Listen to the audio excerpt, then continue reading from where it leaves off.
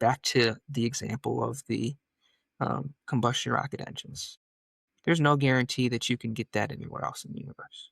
Or here, let's look at this, right? The simulation theory, right? The idea that we live in a simulation because we are moving towards AI. We are bound by our box, right?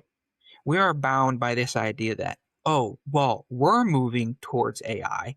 So that means where we started was in a computer, right? We are limited to our experiences, and our experience kind of bind us to what we think.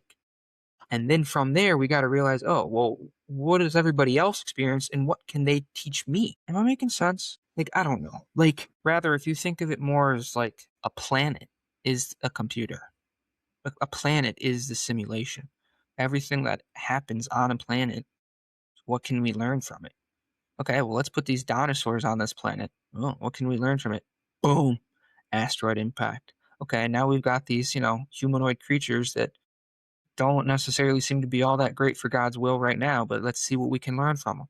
Okay, set them out on this planet. We're a seed planet. We learn through the Spirit of God. God gives us, He gives the Bible. He gives us all of these different experiences. You can see that God's kind of a scientist. He's an author and he's a scientist. He's provided these experiences throughout time.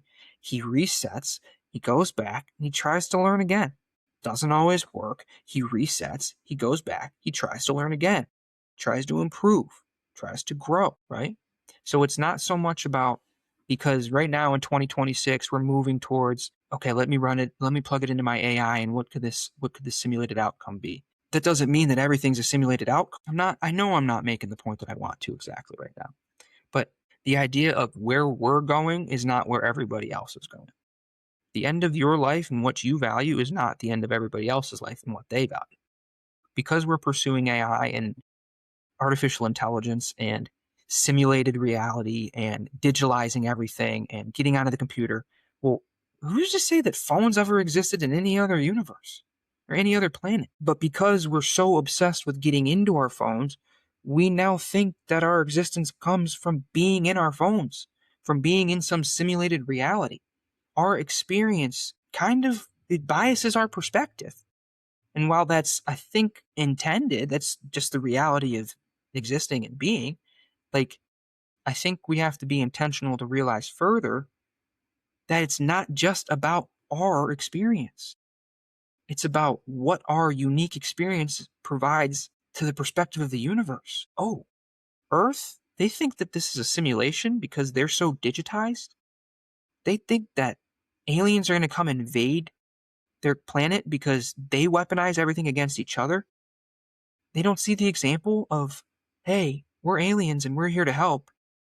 They would rather try and figure out all of our information and take advantage of that alien stuff instead.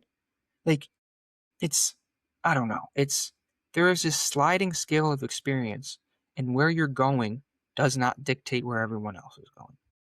What you learned does not dictate what everybody else has learned.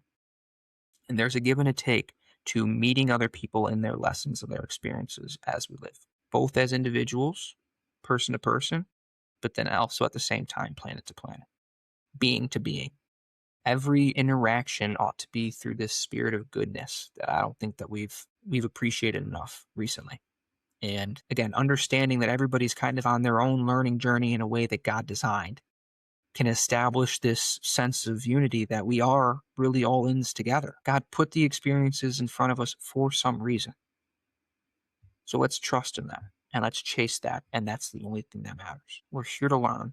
We're here to be better. We're here to improve, but we can't do it for ourselves.